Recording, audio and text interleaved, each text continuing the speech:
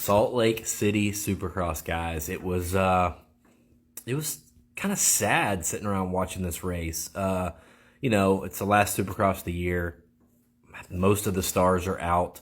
You felt like some of the guys were just going through the motions, but then it was kind of cool to see guys like Grant Harlan and Justin Starling, and see them in the top five and stuff. It was really cool. And I think James Stewart said it best when Roxon, Roxon put his foot down and messed up his knee. I'm sick. I'm tired of seeing this. I'm sick of seeing this, he said. And I absolutely agree.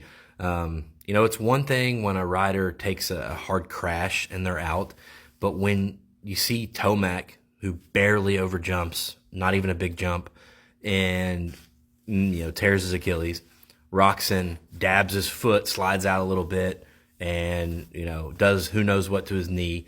That just shows you how sketchy this sport is and how it can take everything away so fast without even any kind of major mistake.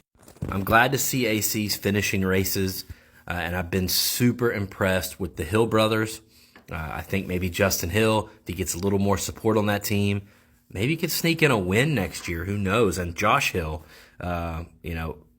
the fact that he's out there still doing it at all at this level is freaking awesome.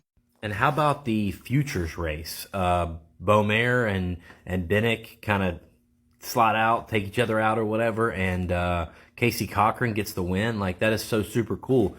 He's been kind of overshadowed this year by those two, and he kept it on two wheels and got the win. I loved that. But regardless, I'm still bummed that so many guys are out. I think outdoors is going to be a Lawrence Sexton battle. I'm hoping that Ferrandis can bring back that speed he had a couple years ago, and can battle right there with him. But it's definitely going to be a chance for some new guys to get their names out there. So I don't know. I'll be watching.